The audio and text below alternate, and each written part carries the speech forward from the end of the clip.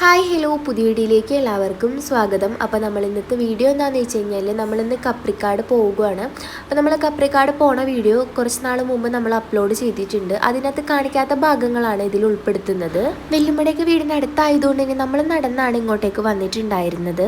നമ്മൾ കയറുന്നതിന് മുമ്പായിട്ട് പാസ് എടുക്കണം. പാസ് 50 രൂപയാണ് ഒരാൾക്ക് വരുന്നത്.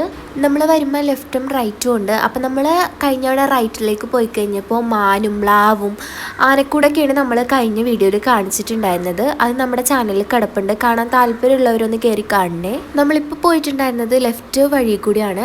നമ്മൾ സാധാരണ പോകുന്നത് റൈറ്റിൽ കൂടി കയറിയിട്ട് ആനക്കൂടും മാനും അതൊക്കെ കണ്ടതിന് ശേഷം നമ്മൾക്ക് ഇങ്ങനെ കറങ്ങി ലെഫ്റ്റ് സൈഡിൽ കൂടി വരാം. പക്ഷെ നമ്മളിപ്പോൾ പോയിട്ടുണ്ടായിരുന്നത് ലെഫ്റ്റ് സൈഡിൽ കൂടിയാണ്. അതിലേ പോകുമ്പോൾ ഫസ്റ്റ് കാണുന്നത് ചിൽഡ്രൻസ് പാർക്കും അതുപോലെ തന്നെ അതിന് ഓപ്പോസിറ്റ് ഒരു ഷോപ്പ് ഉണ്ട്. അവിടെ ഐസ്ക്രീം വെള്ളം അതൊക്കെ വാങ്ങാനായിട്ട് അവിടെ പറ്റും. അതുപോലെ തന്നെ ഇപ്പുറത്തായിട്ടൊരു ഏർമാടും ഉണ്ട്.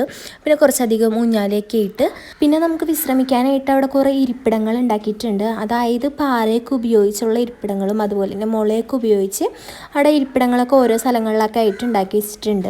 അങ്ങനെ നമ്മൾ പാർക്കൊക്കെ കഴിഞ്ഞ് കുറച്ചും കൂടെ നടക്കുമ്പോഴാണ് ആനക്കൂട് വരുന്നത്. അപ്പോൾ ആനക്കൂട് വരുന്നതിന് തൊട്ട് മുമ്പായിട്ട് വേറൊരു ഏർമാടവും കൂടി വരുന്നുണ്ട്. നമ്മളിവിടെ ഇരുന്നിട്ടാണ് കൂടുതൽ കയറിയിട്ടുണ്ടായിരുന്നത്. കാരണം എന്താ വെച്ചാൽ മറ്റേതിനെ വെച്ച് നോക്കുമ്പോൾ ഈ ഒരു ഏർമാട് വരുന്നത് നല്ലൊരു ഏർമാടായിട്ടുണ്ടായിരുന്നത്. പിന്നെ അതൊക്കെ കഴിഞ്ഞ് വരുമ്പോൾ കാണുന്നത് ആനക്കൂടാണ് കേട്ടോ. ആനക്കൂടിൻ്റെ അങ്ങോട്ടേക്ക് വരുമ്പോൾ അവിടെയുള്ള ഓരോ ആനകളും അതിൻ്റേതായ ഡീറ്റെയിൽസും കാര്യങ്ങളൊക്കെ അവിടെ എഴുതി വെച്ചിട്ടുള്ള ബോർഡുകൾ ഉണ്ടാവും. അതായത് ഇത് കുറേ നാൾ മുമ്പ് ആന പരിശീലന കേന്ദ്രം ഉണ്ടായിരുന്നു നമ്മുടെ കോടനാട്. അത് നേരെ റീലൊക്കേറ്റ് ചെയ്തിരിക്കുന്നതാണ്. ഇവിടെയാണെങ്കിൽ ഒരുപാട് സുന്ദരികളായിട്ടുള്ള നല്ല ആനകൾ ഉണ്ടായിരുന്നു കേട്ടോ. അതുങ്ങളുടെ പ്രായവും ഇതൊക്കെ എഴുതിയിട്ടുള്ള ബോർഡ് ഓരോ ആനയുടെ കൂടിനവിടെ ആയിട്ട് എഴുതിയിട്ടുണ്ടായിരുന്നു. നമ്മൾ വന്നിട്ടുണ്ടായിരുന്നത് അത്യാവശ്യം തിരക്കുള്ള ഒരു ടൈമിലായിരുന്നു. അതായത് വെക്കേഷൻ ടൈമിലാണ് നമ്മൾ വന്നിട്ടുണ്ടായിരുന്നത്.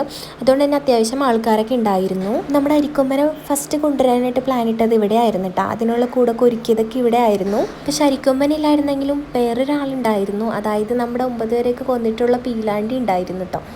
അപ്പം നമ്മളങ്ങനെ ആനക്കൂടൊക്കെ കഴിഞ്ഞ് നേരെ അതിലേ പോകുമ്പോഴാണ് നമ്മുടെ മാൻ്റെയും അതുപോലെ മ്ലാവിൻ്റെയൊക്കെ കാണുന്നത്. അതിൻ്റെ വീഡിയോ ഞാൻ ഇട്ടേക്കുന്നത് കൊണ്ടാണ് പിന്നെ അതൊന്നും ഞാൻ ഇതിൽ ഉൾപ്പെടുത്താഞ്ഞത്. അപ്പോൾ ഇതൊക്കെയാണ് ഇവിടുത്തെ വിശേഷങ്ങൾ വരുന്നത്. അപ്പോൾ ലൊക്കേഷൻ വരുന്നത് കോടനാട് അഭയാരണ്യം എക്കോ ടൂറിസം അഥവാ കപ്രിക്കാട് മിനിസൂം. അപ്പോൾ ഇതാണ് ലൊക്കേഷൻ വരുന്നത്. അപ്പോൾ എറണാകുളത്തോട്ടൊക്കെ വൺ ഡേ ട്രിപ്പൊക്കെ പ്ലാൻ ചെയ്യുമ്പോൾ ഉൾപ്പെടുത്താൻ പറ്റിയ സ്ഥലമാണ്. ഇങ്ങോട്ടേക്ക് വരുമ്പോൾ നമ്മൾ കഴിഞ്ഞ ദിവസം അപ്ലോഡ് ചെയ്തിട്ടുണ്ടായിരുന്നു മുളങ്കുഴി.